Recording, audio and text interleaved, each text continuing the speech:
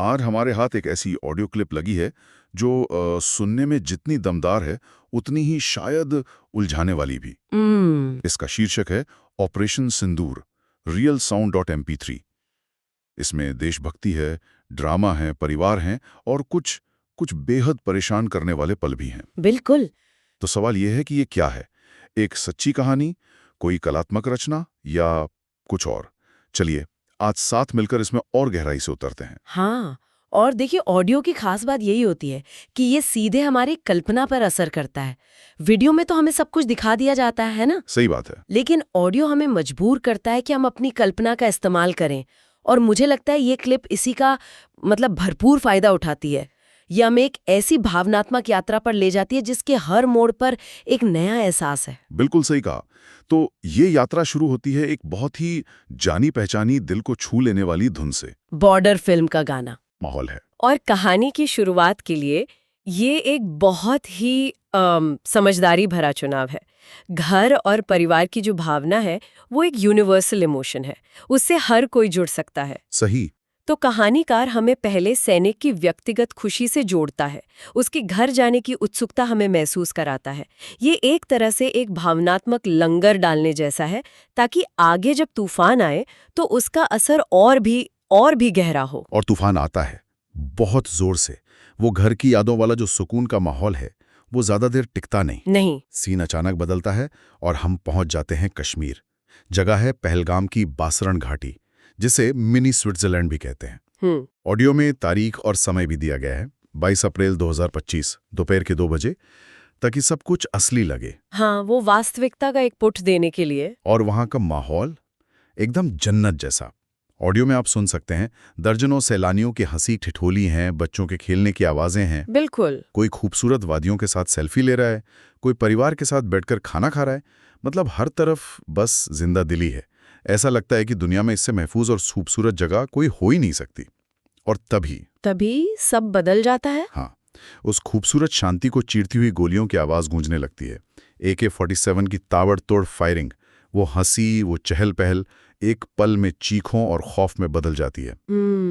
Audio बताता है कि आतंकवादी जंगल से निकले और उन्होंने निहत्थे सैलानियों को घेर लिया। यहाँ जो किया गया है वो सिर्फ कहानी कहने का एक तरीका नहीं है, ये असल में आतंक का मनोविज्ञान है। शांति और हिंसा के बीच का ये जो अचानक बदलाव है, ये श्रोताओं को झकझोर देता है। बिल्कुल। आतंकवादी अक्सर ऐसी ही खूबसूरत और शांत जगहों को निशाना बनाते हैं।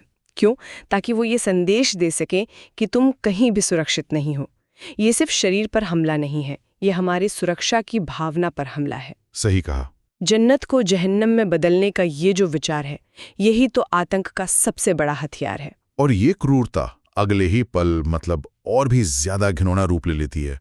एक आतंकवादी का आदेश सुनाई देता है, हाँ, तुम में से जो मुस्लिम है वो इधर हो जाओ, और जो मुस्लिम नहीं है वो इधर हो जाओ।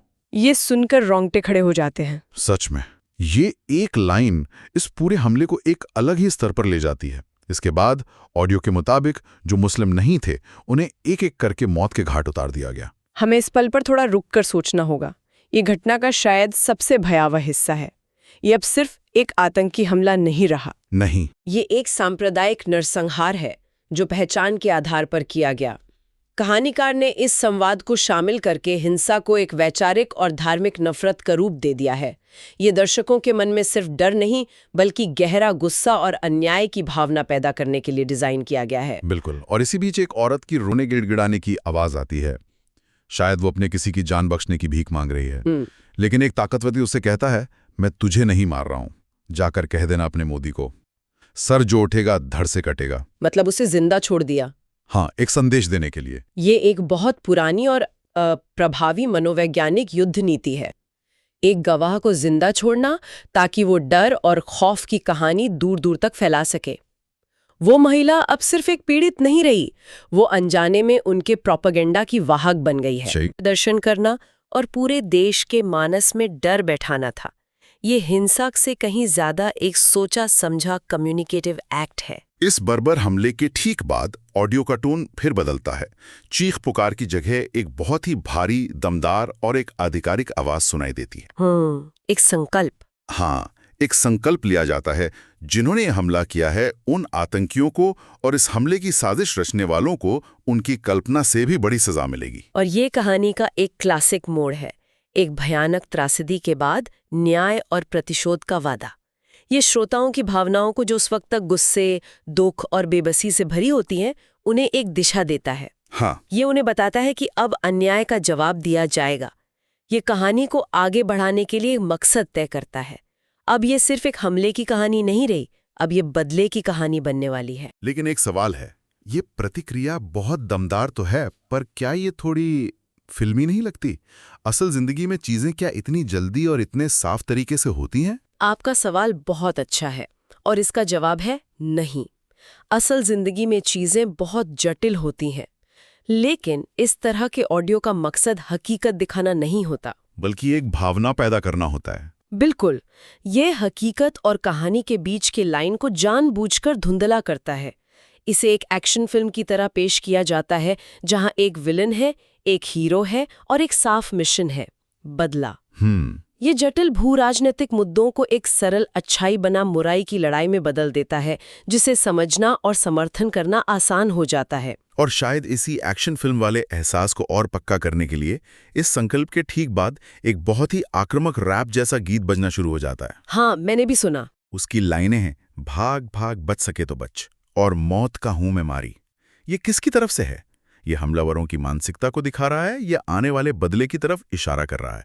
ये बहुत बेचैन करने वाला है। ये संगीत का एक बहुत ही रणनीतिक इस्तेमाल है। ये दर्शकों को हमलावरों के नजरिए की एक झलक देता है, एक ऐसा नजरिया जो पूरी तरह से विकृत है। वो अपने किए पर पछतावा नहीं कर रहे, बल्कि एक तरह से जश्न मना रहे हैं। ये उनके किरदार को और ज्यादा अमानवीय और शैतानी बना देता है। जब आप अपने दुश्मन को इस तरह चित्रित करते हैं, तो उसके खिलाफ की जाने वाली किसी भी कार्यवाही को सही ठहराना आसान हो जाता है। सही बात है। ये खलनायक को इतना बुरा बना देता है कि दर्शक उसके विनाश की कामना करने लगते हैं। आतंक के उस मैदान से अब कहानी हमें एक घर के शांत माहौल में ले आती है।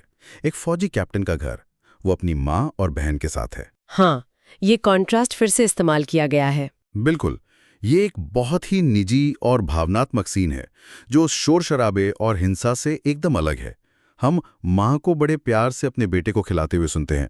वो कहती हैं, खा ले बेटा, वैसे भी मेरे हाथ का बना हुआ खाना पूरे साल में एक ही बार तो खाता है। फिर उसकी छोटी बहन मासूमियत से शिकायत करती है, भैया इस बार 2 राखी बनवा लो, पिछले रक्षाबंधन पे भी नहीं थे आप। ये एक सैनिक के जीवन के वो पल हैं जो अक्सर पर्दे के पीछे रह जाते हैं। और ये बहुत दिलचस्प मनोवैज्ञानिक रणनीति है। दर्शकों को सैनिक के व्यक्तिगत जीवन की इन छोटी छोटी खुशियों और भावनात्मक रिश्तों से जोड़कर आने वाले एक्शन को सिर्फ एक सैन्य अभियान नहीं बनाया जाता, बल्कि एक व्यक्तिगत मिशन बना दिया जाता है। बिल्कुल।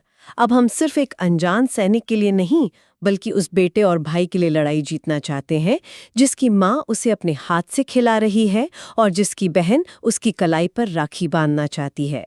ये दर्शकों की भावनात्मक भागीदारी को कई गुना बढ़ा देता है। और उस कैप्टन की दुनिया हमेशा के लिए बदल जाती है। दूसरी तरफ से आवाज आती है, कैप्टन आपकी छुट्टी रद्द की गई है, आपको जल्द से जल्द सरहद पर रिपोर्ट करना होगा। और यही है कर्तव्य की पुकार, द कॉल टू ड्यूटी। ये वो पल है जहां व्यक्तिगत खुशियां और पारिवारिक जिम्मेदारियां देश की सुरक्षा की जरूरत के सामने छोटी पड़ जाती हैं। हाँ। ये फोन कॉल बलिदान के विषय को कहानी के केंद्र में ले आता है। ये हमें उस कीमत की याद दिलाता है जो एक सैनिक और उसका परिवार चुकाता है। उसकी व्यक्तिगत इच्छाएं, उसके परिवार के अरमान, सब कुछ देश के लिए कुर्बान हो जाते हैं। यहाँ से कहानी पूरी तरह से देशभक्ति के गीतों और संवादों के एक शक्तिशाली सैलाब में बदल जाती है। हाँ, टोन बिल्कुल बदल जाता है। बैकग्राउंड में केसरी फिल्म का गाना ओ माई तेरी मिट्टी बुलाए बजने लगता है, जो बलिदान और देश प्रेम की भावना को एक अलग ही ऊंचाई पर ले जाता है। और फिर हमें फौजी कार्रवाई की तैयारी के संवाद सुनाई देते हैं। एक सीनियर अफसर की दमदार आवाज पूछती है, क्या आप इस मिशन के लिए तैयार हैं?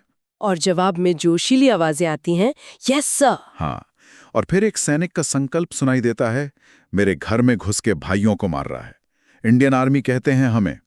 यह संवाद सीधे तौर पर पहलगाम हमले का बदला लेने के संकल्प को दिखाता है।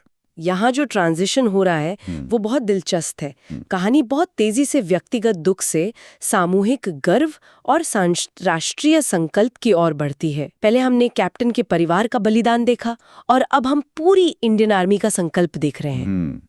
ये ऑडियो क्लिप भावनाओं को एक चरम पर ले जाने के लिए संगीत, संवाद और ध्वनि प्रभावों का बहुत प्रभावी ढंग से उपयोग करती है। मैं लड़ जाना जैसे जोशीले गीत और संवाद मिलकर एक ऐसा माहौल बनाते हैं जो सुनने वालों में भी जोश और गर्व भर देता है। हाँ, ये व्यक्तिगत गुस्से को राष्ट्रीय कर्तव्य में बदलने की प्रक्रिया है। बिल्कुल। और इस पूरी भावनात्मक और जोशीली यात्रा का अंत होता है राष्ट्रगान की धुन और सारे जहां से अच्छा के साथ। एक विजय घोष की तरह। हाँ, एक तरह का विजय घोष है जो देश की एकता, ताकत और जीत का प्रतीक है। कहानी को एक बहुत ही निर्णायक और संतुष्टि देने वाले अंत पर लाकर छोड़ा गया है। बिल्कुल, ये कहानी के चक्र को पूरा करता है। कहानी जहां से शुरू हुई थी एक सैनिक की घर जाने की व्यक्तिगत इच्छा से, और जहां खत्म होती है पूरे देश के सम्मान की सामूहिक लड़ाई और विजय पर, ये पूरा सफर बहुत ही कुशलता से बुना गया है। सही। हर तत्व, संवाद, संगीत, ध्वनि एक खास मकसद से चुना गया है ताकि श्रोताओं में एक खास तरह की भावनात्मक प्रतिक्रिया पैदा की जा सके। तो इस सब का मतलब क्या है? हमने एक ऑडियो कहानी सुनी जो हमें घर की याद की मीठी कसक से लेकर एक क्रूर आतंकी हमले के सदमे तक ले गई। फिर हमने एक सैनिक का व्यक्तिगत बलिदान देखा और अंत में राष्ट्र के लिए लड़ने के अटूट संकल्प को महसूस किया। ये एक पूरा पैकेज है। ये क्लिप एक बहुत ही स्पष्ट और भावनात्मक कहानी प्रस्तुत करती है। ये शांति और हिंसा, परिवार और कर्तव्य, व्यक्तिगत दुख और राष्ट्रीय गौरव के बीच तीव्र विरोधाभासों का उपयोग करके अपना संदेश देती है। ये मनोरंजन से कहीं बढ़कर है। यह एक भावनात्मक अनुभव देने के लिए, सुनने वालों में गर्व और देशभक्ति की तीव्र भावनाएं जगाने के लिए डिजाइन की गई है। ये दिखाता है कि ऑडियो का माध्यम कितना शक्तिशाली हो सकता है। बिल्कुल। और ये हमें एक बहुत ही जरूरी सवाल पर लाके छोड़ता है जिसे हम अपने श्रोताओं के लिए एक विचार के रूप में छोड़ना चाहेंगे। तो आखिर में सवाल ये नहीं है कि ये ऑडियो क्लिप अच्छी है या बुरी। सवाल ये है कि जब देशभक्ति और मनोरंजन इस तरह घुल-मिल जाते हैं तो हम एक दर्शक के तौर पर सच और कहानी के बीच का फर्क कैसे पहचानते हैं? और क्या, हमें वो फर्क पहचानने की जरूरत भी महसूस होती है।